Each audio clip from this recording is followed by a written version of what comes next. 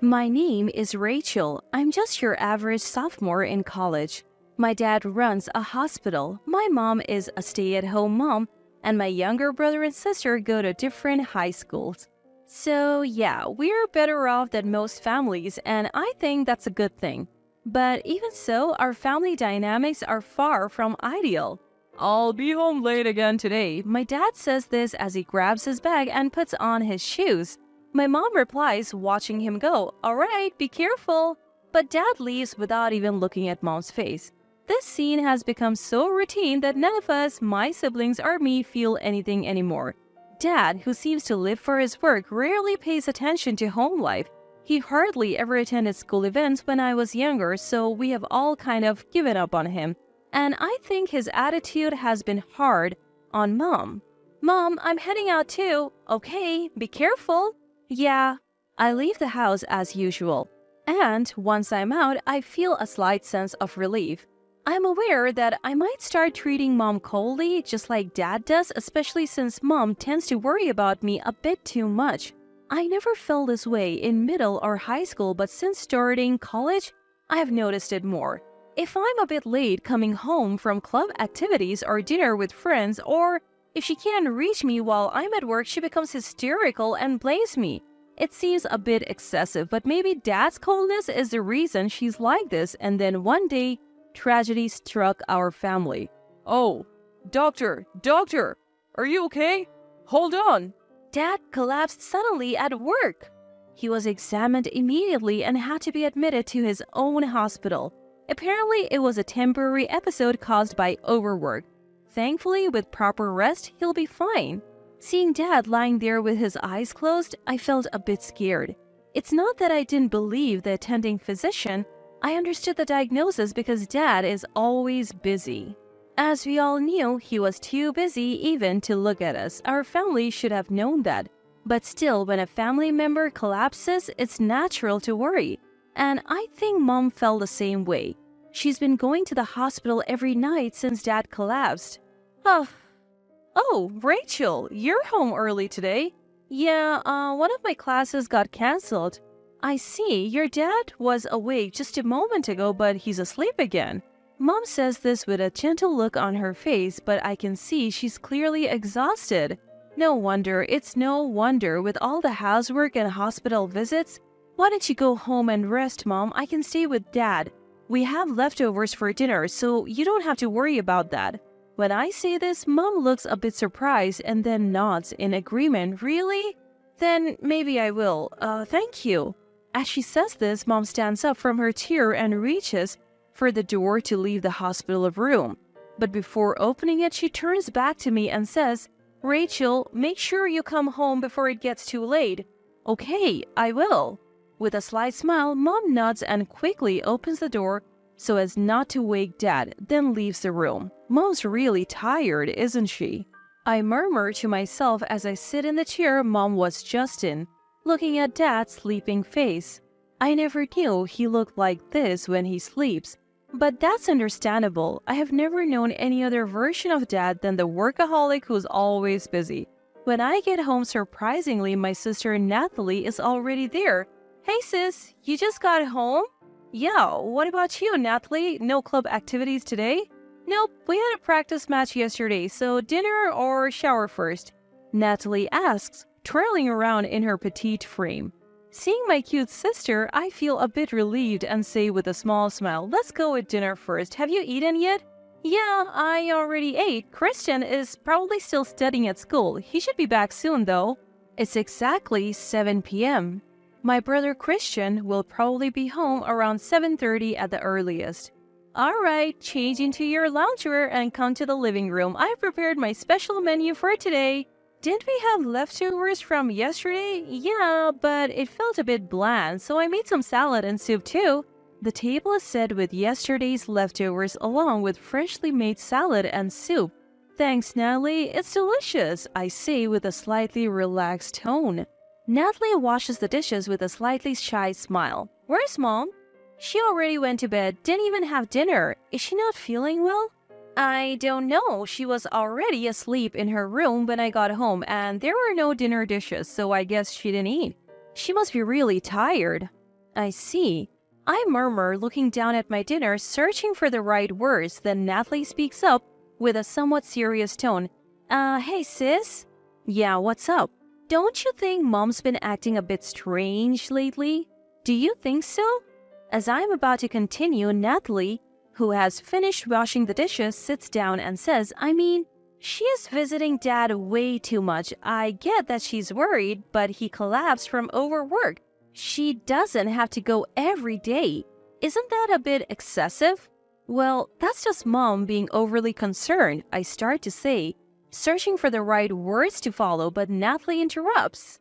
Also, I actually saw what was in Mom's bag when she was going to visit Dad the other day, and guess what I found? She places something on the table that she took out of her pocket. What is this? A few days later, after my college classes are all done, my mobile phone rings. It's Mom's number on the display. Hello, what's up? Rachel? Mom? What do I do? He is... With a shaky voice, as if she's on the verge of hyperventilating, Mom tells me that Dad has passed away. Upon hearing this, I cancel all my plans and head to the hospital. When I arrive, I go to the room where Dad had been sleeping and open the door. Inside, the attending physician, the nurse in charge, and Mom are all looking down at Dad, who has his eyes closed. Noticing me, the attending physician speaks up. We're still investigating the details. This morning, the nurse noticed something was off when checking on him despite our best efforts.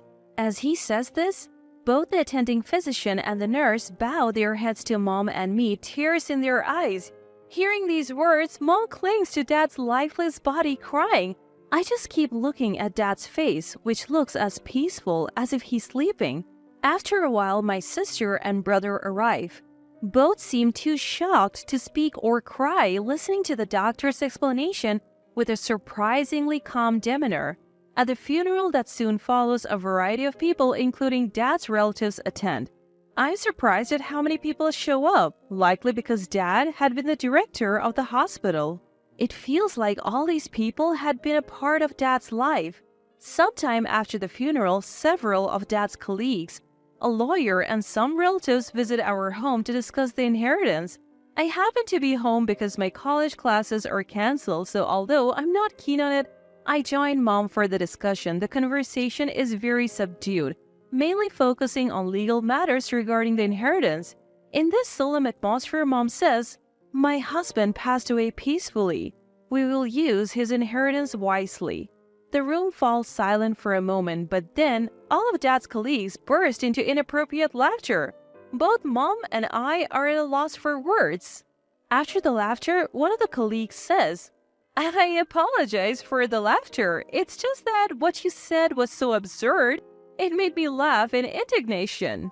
"What? So you actually believe you're entitled to his inheritance? That's what was so funny." The colleague looks at Mom with a calm gaze. Confused, Mom replies, "What are you talking about? Of course I am. I'm his wife and he died from overwork." As she says this, Mom glares at him, but then the colleague says, "You're quite the actress, aren't you?" "What do you mean?" Another colleague speaks up in response to Mom's question. "What I'm saying is exactly what it sounds like, ma'am. Did you think we wouldn't notice?" "What?" "Be honest. What did you put in his IV?" Mom is at a loss for words. "An abnormal amount of sugar and salt were found in his body. It's a life-threatening amount if ingested all at once. And if it was administered through an IV, it would be absorbed even faster." The colleague then takes a sports drink bottle out of his bag and places it on the table. "What's that?" "This is a sports drink available in our hospital's vending machine. We compared its ingredients to what was found in his body and they almost completely match." "Are you saying I put this in my husband's IV?" "That's exactly what I'm saying." At this point, Mom raises her voice hysterically. "Don't be ridiculous.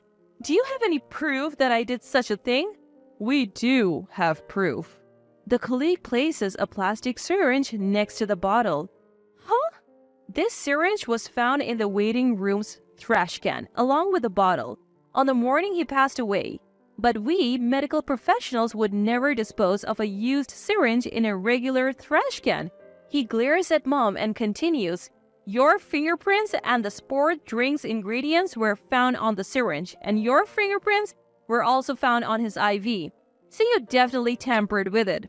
As they said this, I stared at Mom. Mom can't say anything in response.